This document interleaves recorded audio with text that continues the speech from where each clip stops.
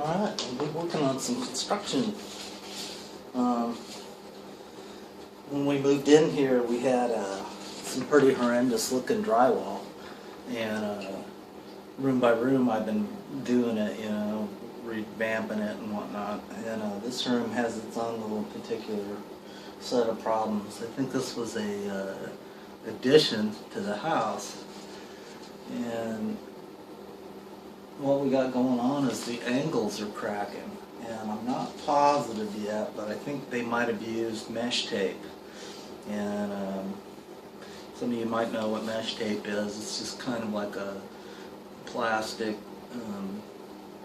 wonder tape for drywall, and the problem with it is it just doesn't work in my book, and I've been at this for a long time.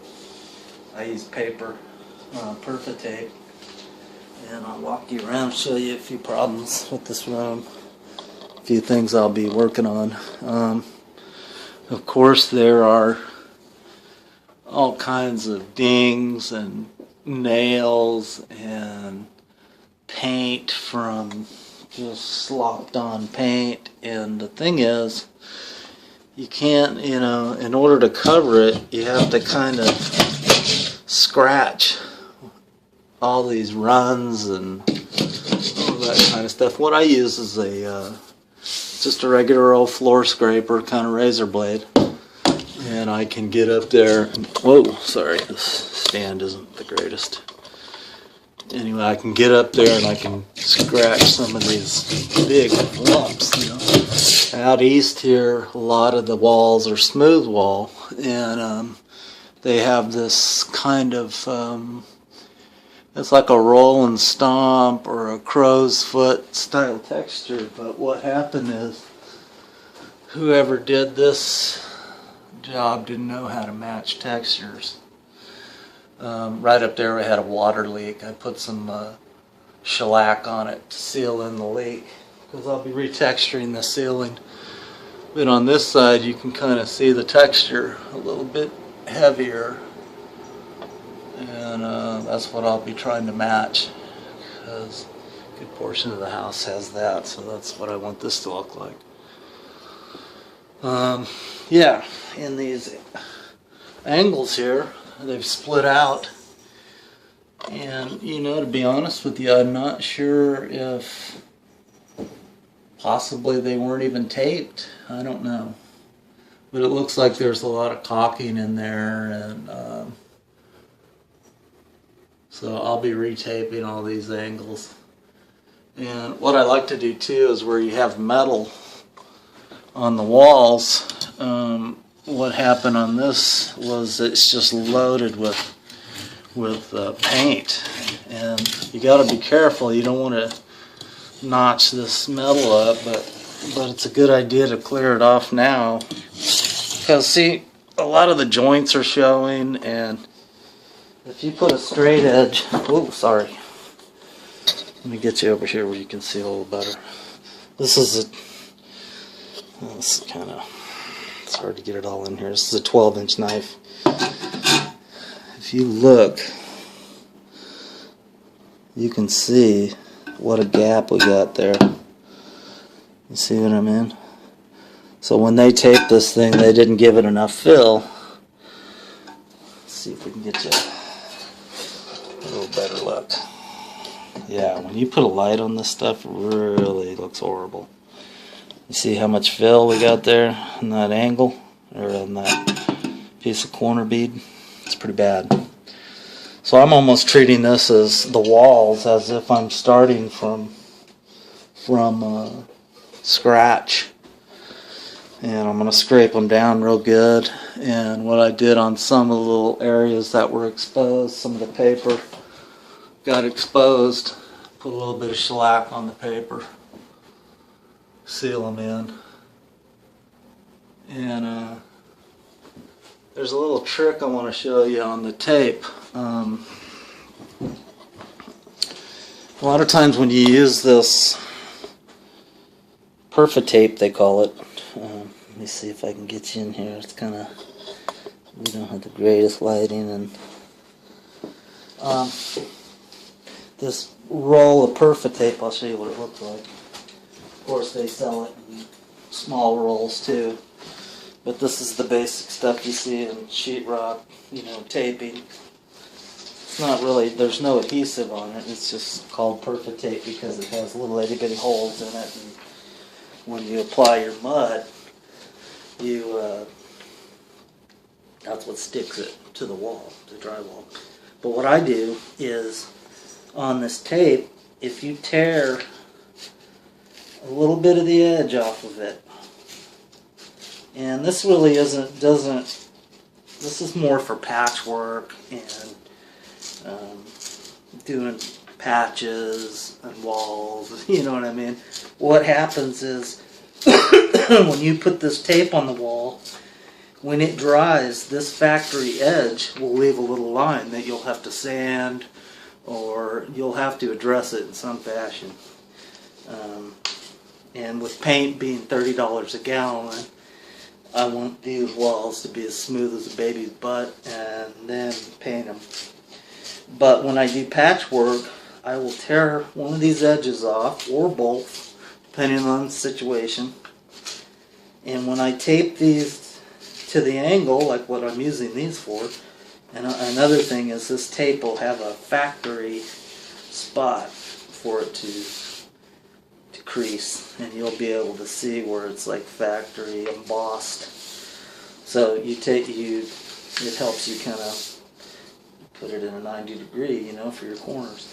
But what you do is, with this torn edge, it helps the tape disappear without sanding and messing with it too much. And another trick to this stuff as well is a sponge, you know, a wet sponge. And when you're working the walls, say I tape this angle, and what I'll be doing is I'll be using the torn end on the ceiling, because I don't want to do a whole lot of work to the angles up there because I'm putting that horrible texture up. But on the walls, I'm going to have to skim the walls anyway, so I'm not going to bother tearing that off of the walls. But this is just a little trick. You can also, you know, like I said, if you tore off both sides, it helps you for doing a punch hole in the wall, or, you know, that hole in the wall that you hung a picture over or whatever, and you decide to patch it. If you tear both of these sides off and tape around your patch, it'll kind of help it blend a little better. You just won't see that factory edge, and just kind of helps things run along smooth. So we'll do this in little segments, and hopefully you got to see what I was saying. And let's see. Whoa, sorry. We'll bring you back here in a minute. Sorry, I didn't really have the camera on that tape very good, but this is what I was talking about. The tape's tearing the edge off, and in the center of this tape it's got a crease where you can fold it, you know, to do angles. Anyway, I wanted to show you another thing on this wall where, I guess this, you know, in all reality, the human eye can pick up really small differences.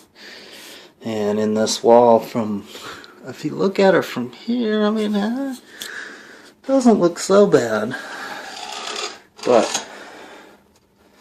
when you put the light on it, you can start seeing a lot of ugly stuff. See the nails? And then you can see this horrible joint up here where the two pieces of drywall meet. And just to show you a little bit about that fill, same applies to what we call the field joints.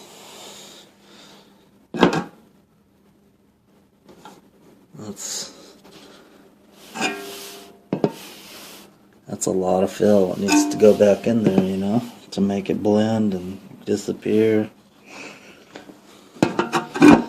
It's kind of funny because when it gets next to the window here, it kind of smooths out the way it's supposed to be because they have trim there or something. But look at that. It's really pretty bad. So Give you a little idea of what I was talking about. Anyway, I'll turn you off for a second here. Okay, this is kind of funny. Okay, ready? See that? Wow. That's pretty bad.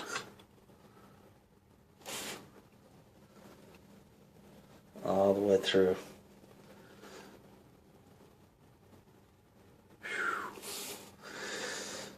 So, I'll putty coat the walls. First thing I'll do is I'll coat all these. I'll also, as well as what we call the field joints. What was that ugly looking thing? And then right over here you got your metal, because where your metal meets a corner. I'll be coating that. And also, this is what you call a butt joint. And a lot of times on the butt joints, they're crowned right in the middle. And